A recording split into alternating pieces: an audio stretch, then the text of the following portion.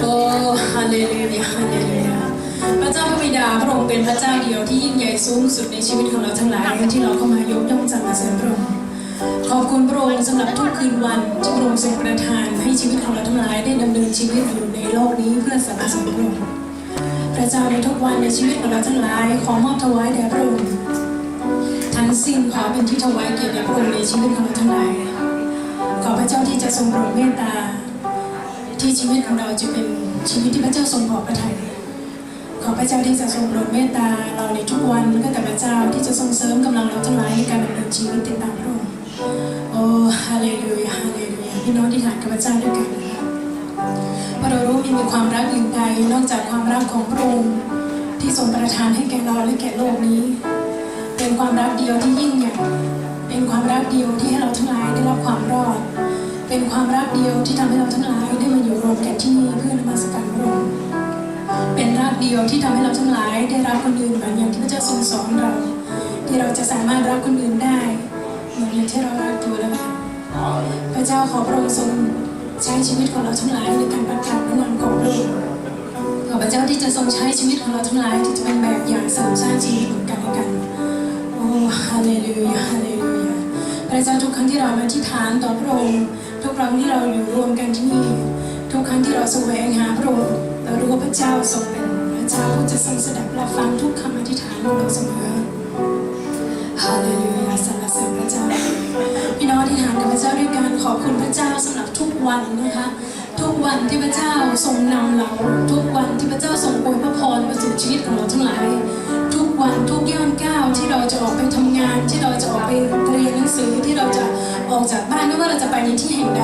พระเจ้าทรงปกป้องมาเหนือชีวิตของเราทั้งหลายในทุกวันขอบคุณพระเจ้าสำหรับทุกสิ่งที่พระองค์ทรงปกป้องทั้งความคิดของเราทั้งหลาย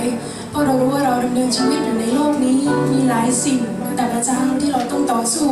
แต่พระเจ้าทรงเป็นพระเจ้าที่ให้เราได้รับชัยชนะในทุกสิ่งเพื่อให้เราได้กลับมาคืนดีกับพระองค์และเดินในทางของพระองค์ที่ถูกต้องขอพระเจ้าที่จะทรงโปรดเมตตาพระเจ้าเราขอบคุณพระองค์ในทุกสิ่งในการอวยพระพรมากมายในชีวิตของเราทั้งหลายขอบคุณพระเจ้าสำหรับพระองค์ที่ทรงสละพระองค์เพื่อชีวิตของเราทั้งหลายได้กลับคืนดีสู่พระองค์ขอบคุณพระวิญญาณบริสุทธิ์ของพระเจ้าที่ทรงสถิตอยู่ท่ามกลางเราทรงสถิตอยู่ในชีวิตของเราทั้งหลายขอพระเจ้าที่จะทรงโปรดเมตตาที่จะช่วยเราให้เราเห็นผลพระวิญญาณบริสุทธิ์ของพระองค์ที่จะเติบโตขึ้นในชีวิตของเราทั้งหลายให้ชีวิตของเราได้เป็นพรแก่กันและกันให้ชีวิตของเราทั้งหลายได้เป็นแบบอย่างแก่กันและกันให้ชีวิตของเราทั้งหลายได้สำแดงความรักของพระเยซูไปสู่คนอื่นมากมายโอ้ฮาเลลูยาสรรเสริญพระองค์สรรเสริญพระเจ้าพี่น้องที่ทานกับพระเจ้าด้วยกันนะคะขอพระเจ้าที่จะทรงช่วยเราหลายครั้งที่เรามีความผิดบาปในสิ่งใดในการดำเนินชีวิตในวันต่อวันหลายครั้งที่เราถูกล่อลวงหลายครั้งที่เราดำเนินในชีวิตที่หลงไปในความผิดบาปในสิ่งใดทั้งความคิดจิตใจและจิตวิญญาณการกระทำคำพูดในสิ่งใดที่ไม่ถูกต้องดังน้ำพระทัยของพระองค์ขอพระวิญญาณบริสุทธิ์ของพระเจ้าเลื่อยอันประเสริฐของพระองค์ที่เราทั้งหลายเชื่อขอให้ชำระความผิดบาปของเราทั้งหลายชำระความคิดจิตใจจิตวิญญาณของเราทั้งหลายสิ่งใดที่ไม่ถูกต้องขอให้เราเป็นผู้ที่สะอาดและบริสุทธิ์ต่อเฉพาะพระพักของพระองค์ขอให้เราที่จะรับชัยชนะเหนือการทดลองทั้งสิ้นขอพระเจ้าที่จะทรงโปรดเมตตาช่วยเหลือจิตวิญญาณของเราทั้งหลายให้เรามีมือสะอาดและใจบริสุทธิ์ทุกครั้งที่เราเข้ามานมัสการพระองค์โอ้ฮาเลลูยาฮาเลลูยาสรรเสริญพระเจ้าสรรเสริญพระองค์ขอบคุณพระองค์ฮาเลลูยาฮาเลลูยาพี่น้องอธิษฐานกับพระเจ้าด้วยกันในการดำเนินชีวิตในโลกนี้ในทุกวันเรากำลังต่อสู้กับสิ่งที่มองไม่เห็นแต่เรารู้พระเจ้าจะทรงให้เราได้รับชัยชนะอธิษฐานพระเจ้าด้วยกันค่ะพี่น้องขอใช้สิทธิและอำนาจของพระองค์ที่พระองค์ทรงประทานให้แก่เราที่เราเป็นบุตรของพระองค์ในการถูกพัดพิงนางอย่างชั่วอำนาจมืดสิ่งใดจะไม่มีสิ่งมีส่วนในการล่อลวงชีวิตของเราทั้งหลายไม่ว่าจะเป็นโลกเคารพในสิ่งใดในทั่วสวรรค์ในย่านฟ้าอากาศผีมารวิญญาณชั่วในสิ่งใดที่จะไม่มีสิ่งมีส่วนในชีวิตของเราทั้งหลายที่มันจะไม่ทำให้เราได้หลงทางไปจากพระองค์ขอพระเจ้าให้เราได้รับชัยชนะร่วมกับพระองค์ด้วยถึงพระเจ้าโอ้ฮาเลลูยาฮาเลลูยาฮาเลลูยาฮาเลลูยาอธิษฐานพระเจ้าด้วยการขอการเจิญของพระเจ้าขอการเจิญของพระองค์มาสู่ชีวิตของเราทุกคนขอการเจิญของพระองค์มาสู่คริสตจักรสร้างสรรค์เชียงใหม่ของเราทั้งหมด ขอพี่น้องที่ทานด้วยกันยกเสียงของเราสรรเสริญพระเจ้าที่ทานต่อพระเจ้าที่คริสตจักรของเราจะเป็นคริสตจักรแห่งการสรรเสริญพระองค์คริสตจักรของเราจะเป็นคริสตจักรที่เกิดผลในการรับใช้พระองค์ขอพระเจ้าทรงเจิมมาเหนือชีวิตของเราทั้งหลาย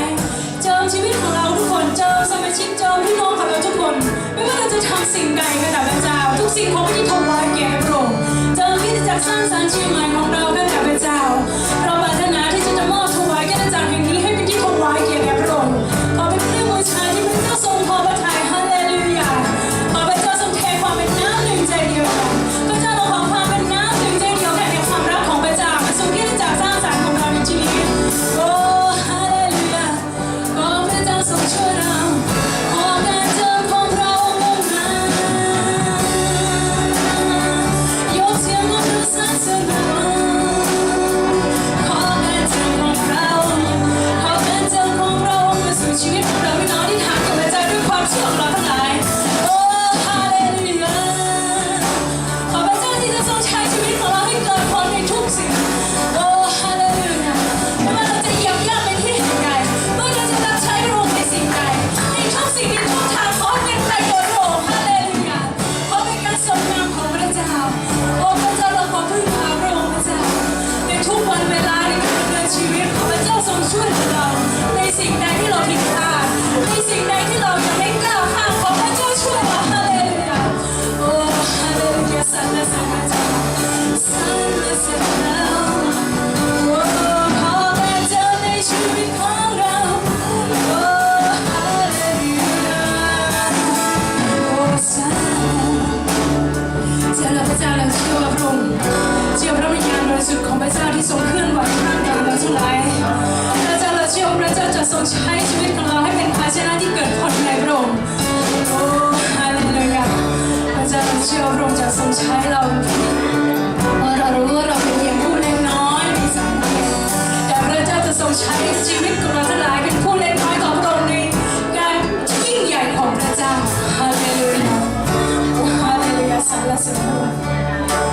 ฮาเลลูยาสรรเสริญพระเจ้า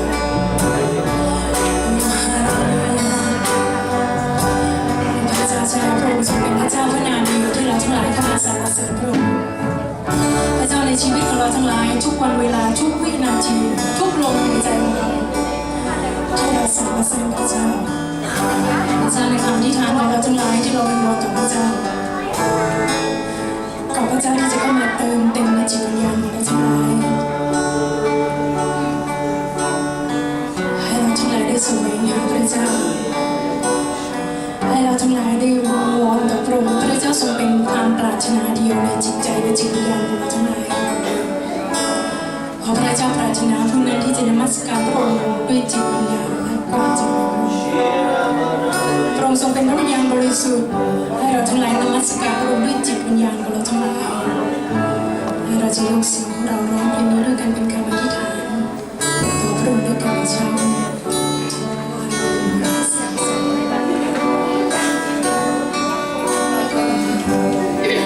ชำระจิตวิญญาณด้วยกัน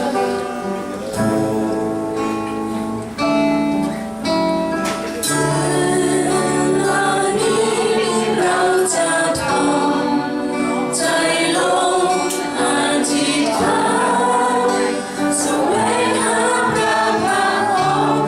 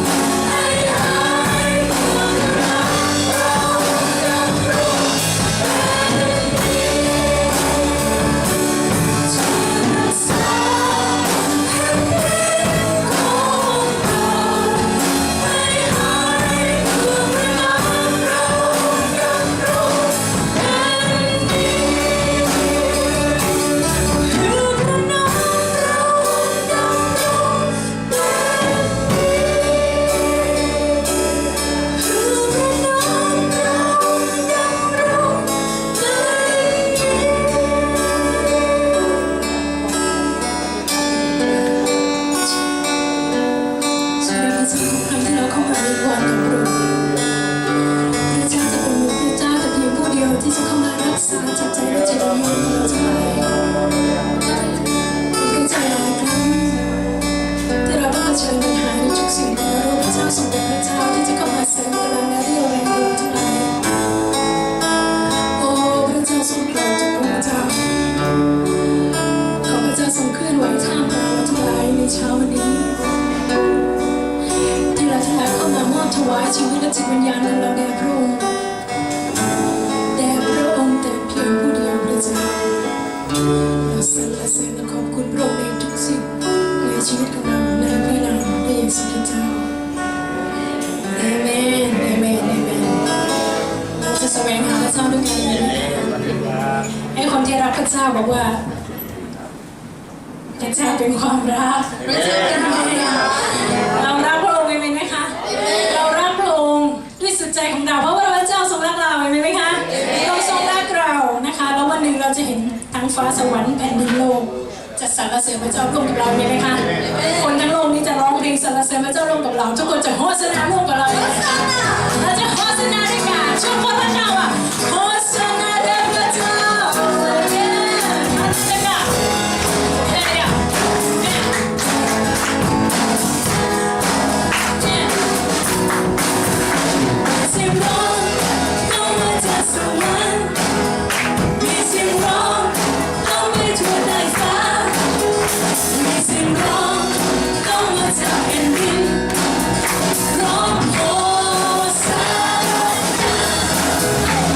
เ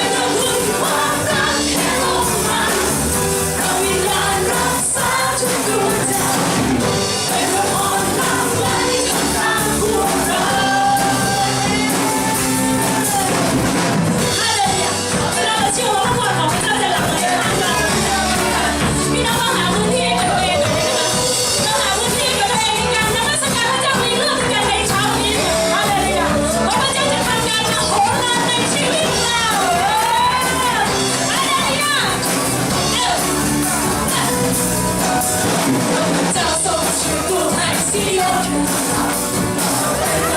คนที่ฝันไปเราจะหัวเราะแต่จะหัวเราะด้วยกันอยากเชื่อใจที่ว่าด้วยน้ำตาจะได้เป็นผู้ที่รักมันเอาไปหอมแก้มเจ้า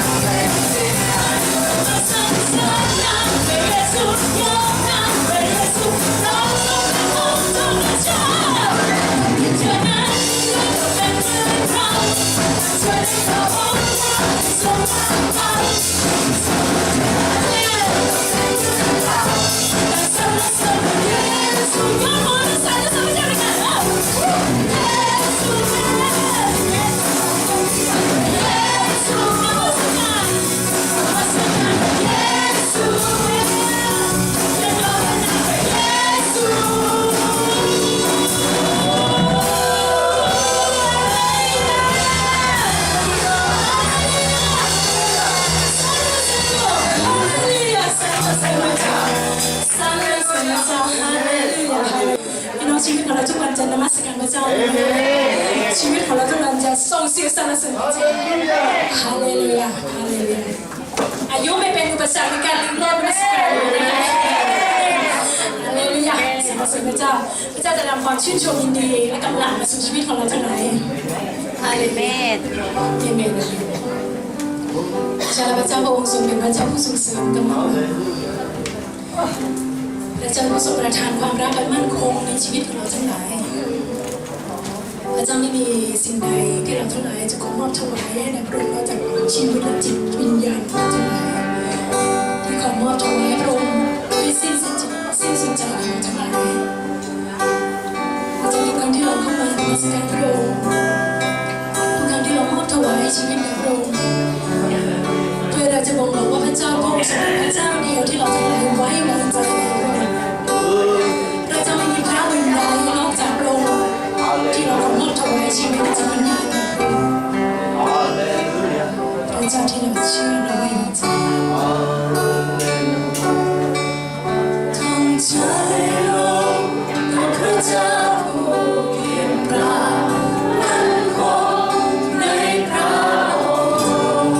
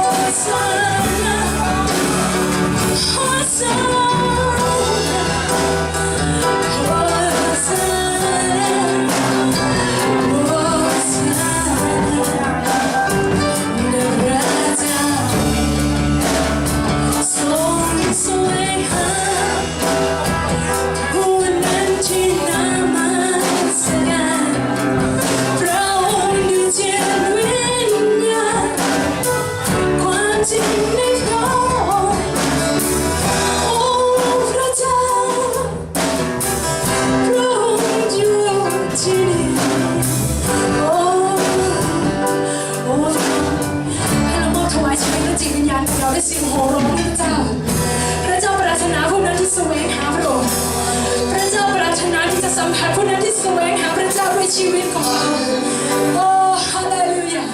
ขอให้เราได้มานมัสการพระเจ้าขอให้เราถวายจิตวิญญาณของเราถวายแด่พระเจ้าให้เรายกเสียงของเราบอกพระเจ้าเราขอถวายจิตวิญญาณของเราให้การครอบครองของพระองค์พระเจ้าเข้ามาครอบครองจิตวิญญาณของเราทั้งหลายเราขอถวายจิตวิญญาณของเราให้เป็นเครื่องบูชาแด่พระองค์โอ้ฮาเลลูยาโอ้ฮาเลลูยาทุกจิตวิญญาณขอเป็นที่ของเราของจิตวิญญาณที่แสวงหาเรายกเสียงสรรเสริญเราโอ้ฮาเลลูยาโอ้ฮาเลลูยาสรรเสริญเราสรรเสริญเราโอ้ฮาเลลูยาสรรเสริญ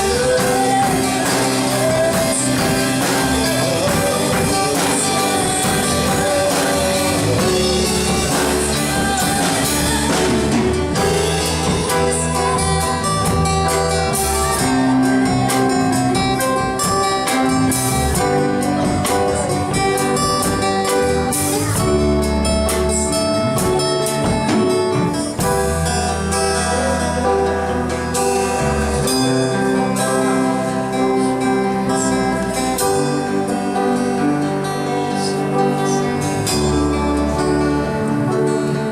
และพระเจ้าได้ให้พระวจนะของพระเจ้าดังก้องในจิตใจข้าพเจ้าบอกว่าเราเป็นแหล่งน้ำแห่งชีวิตผู้ที่เข้ามาหาเราเขาทั้งหลายจะไม่เป็นไรเลยเพราะเราเป็นแหล่งน้ำแห่งชีวิตในชีวิตของเจ้านี่แน่บุตรที่รักทั้งหลายของเราเอ๋ยผู้ใดหิวกระหายน้ำแห่งชีวิตจงเข้ามาหาพระเจ้าและเจ้าทั้งหลายจะไม่หิวกระหายอีกเลยเพราะเราเป็นพระเจ้าเป็นแหล่งน้ำแห่งชีวิตในชีวิตของเจ้าและบรรดาผู้ที่เหน็ดเหนื่อย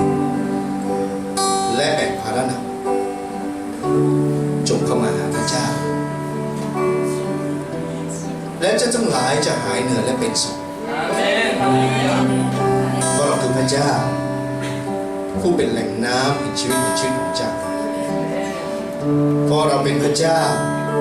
ที่เสริมกำลังเรี่ยวแรงของเจ้าเพราะเราเป็นพระเจ้าที่จะมอบสันติสุขที่โลกไม่สามารถมอบให้กับเจ้าได้เป็นสันติสุขแท้ที่มาจากพระเจ้าของเจ้าพระเจ้าได้ให้ถ้อยคำในจิตใจข้าพเจ้าและอย่างจิตจูใจพี่น้องที่ได้เข้ามาแสวงหาพระเจ้าวันนี้พระเจ้าได้ย้ำเตือนเราทั้งหลายว่าพระองค์ทรงเป็นแหล่งน้ำแห่งชีวิตผู้ใดที่หิวกระหายจะได้รับการเติมเต็มสรรเสริญและขอบคุณพระองค์สำหรับถ้อยคำที่มาจากพระเจ้าพวกเราทั้งหลายที่นี่เชื่อและไว้วางใจในพระองค์